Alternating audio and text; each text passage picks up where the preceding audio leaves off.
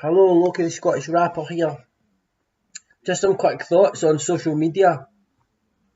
Obviously, most people who use social media, whether they use it to share aspects of their life, like what they've been up to, what they're eating, or their family, or whether they use it to share or engage in political discussion, computer games, movies, whatever it might be, everyone understands that there is a certain level of strain that comes with social media.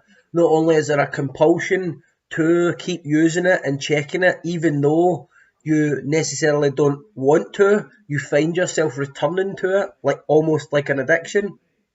But also, most of us get bogged down in the same sort of chain of events that take place in our discussions. It usually goes something like this.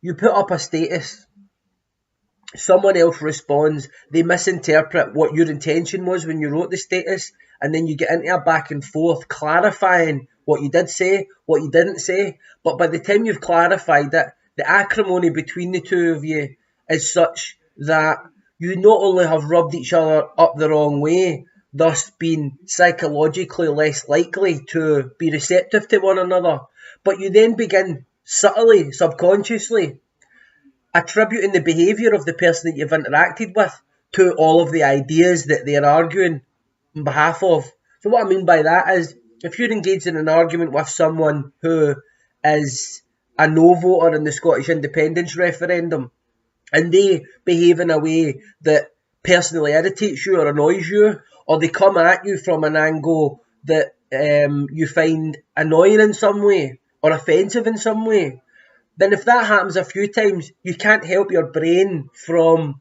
jumping to the conclusion that it must be because of the ideology of unionism that they behave in this way. And they might often make the same leap about you. I feel like when we go into social media discussions, it's not so much the politics and the ideas that we are at war with, but it's our own limited faculties, it's our own limitations as human beings, where our minds aren't really capable of modelling the world all happening at once. So really what we're doing is we're presented with a world with billions of people and ideas and systems and different scales of complexity, from the individual to the community, the family, the nation, the globe, how things all interact with each other, what's really happening, what the narratives are on top of things, and then how we personally feel that day. So we're interpreting everything through a lens of personal emotion, prejudice, self-interest, all of these things, some of which we're not even aware of. I feel as if what we need to do, whether it's facilitated by government, the community, or whether we volunteer to do it for ourselves, but I feel like we need to educate ourselves better about these limitations of our mind and recognise that actually, regardless of all of the different diversity of opinions out there, politically, socially, culturally, we all have the same experience when talking to people we disagree with on social media. It's this futility, it's this feeling infuriated, it's this sense that the world is unravelling, that we are besieged by enemies who don't just disagree with us but are hostile.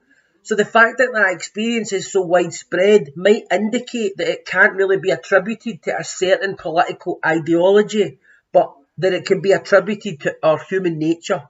And the fact that we still have quite primitive instincts where we perceive things at the level of the tribe, but we're showing the world in a global scale.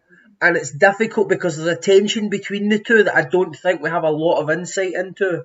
I wonder what people out there think, what your experiences are when trying to engage in discussion. Do you find that social media is a compulsion that you would rather do without? And if we didn't use social media as much, how would we spread information as quickly as we are currently? Obviously, there's a lot of pros. Obviously, there's a lot of cons. If you want to leave some comments below, feel free. And otherwise, have a good day.